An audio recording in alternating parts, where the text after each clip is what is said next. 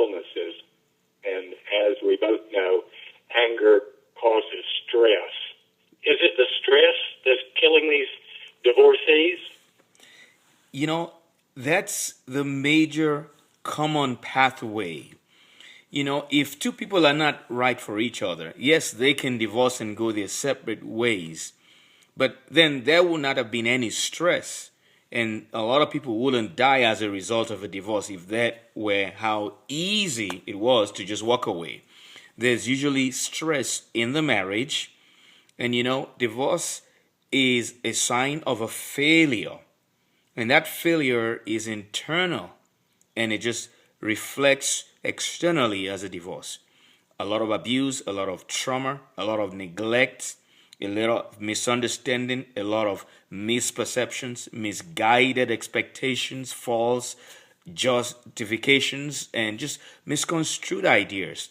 All of these things, as you can see, can lead to anger, hostility, frustration, trauma, violence. All those things combined, they have a final common pathway, which is stress.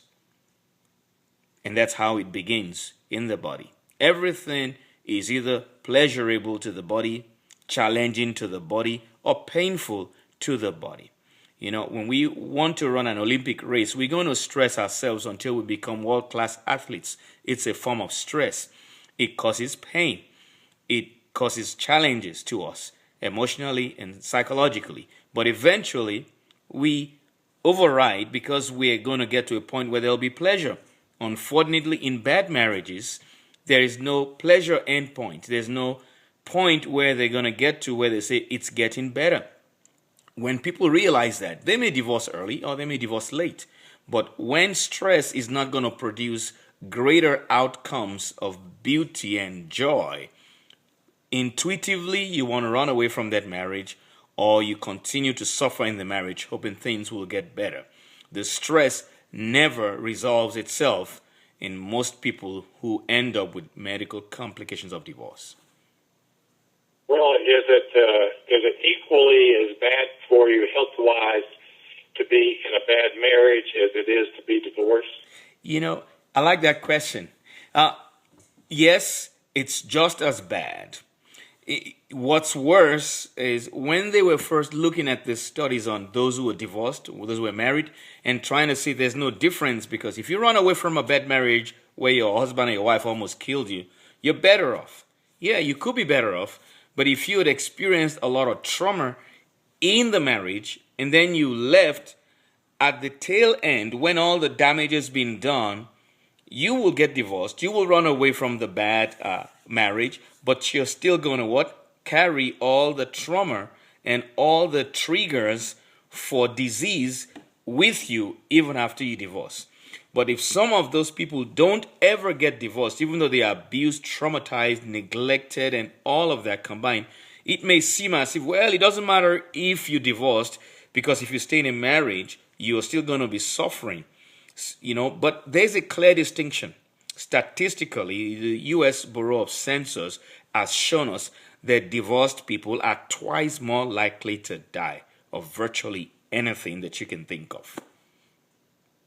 Well, tell me, we talked about figures about men and being divorced and illnesses and everything. Yes.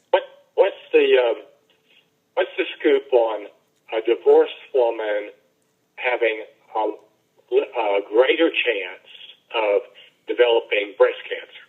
Well, yeah, while men are more likely to commit suicide and die of suicide, breast cancer, maybe about 1% or 2% of breast cancer issues, diagnoses are from men. It's mainly women. A breast is a mammary organ. And so, yes, women are far more likely as an endpoint from stress, more likely to develop breast cancer. Now, if you like, I'd break that down in two different versions for you as to why. But first, I'll leave that up to you because it's a long answer and it's broken down into 2 or 3 different parts as to why. Some of the reasons are scientific, some of them are just logical and there's no evidence for it. And some are just statistics. That is, they looked at people who were divorced. They don't know why, but they noticed that, yes, breast cancer is commoner in this category. But I'll leave that questioning up to you, Wayne. Okay, we'll move ahead because I can read your books and get some more insight into that. Sure.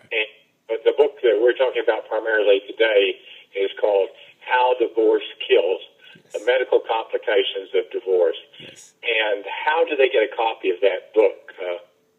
If you don't mind me saying this, that book was written in 2009. I now have about 2 weeks ago exactly.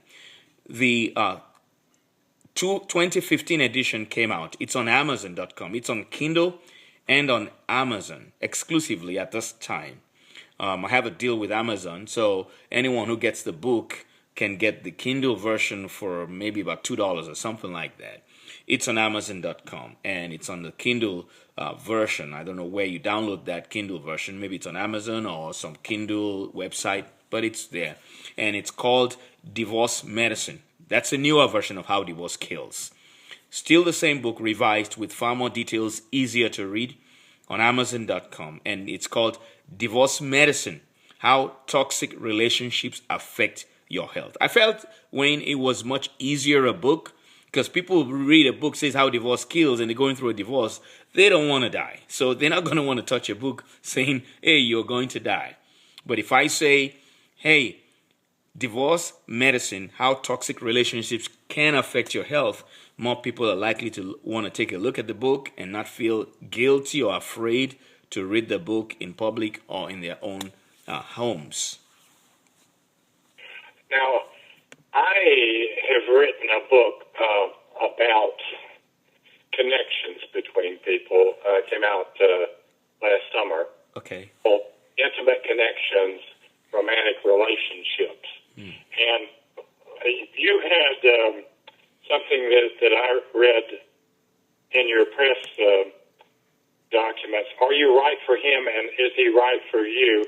You can show the audience how to determine compatibility. And my book is how to determine love potential and compatibility and develop intimacy in your relationship with anyone, anywhere in the world in less than 4 hours. Wow. So my thing is going to take 4 hours. Yours is going to take 5 minutes. Yes. This is a minute approach. Okay. It seems as if I have 48 minutes on you, but it's not really true. What we found, Wayne, is most people who want to marry each other are not right for each other, and that's where the waste of time, resources, and emotional energy, and even financial and physical resources are wasted. The 5-minute test lets you look at yourself and the partner. Is it worth it continuing to try and build something with this person? You can look at 5 areas. And I wrote another book, which we're going to come up with another version in March of the book, on 7 steps to choosing your ideal mate. And in those 7 steps, there are 5 major keys that you look at. First, you look at yourself. Am I ready for marriage? And you ask the second question, am I ready, and is this person right for me? Number 1, a person may be right for you. They may not know you do drugs, you don't believe in God, you believe in some things that really are out of this world that will make the marriage crumble within days or even months.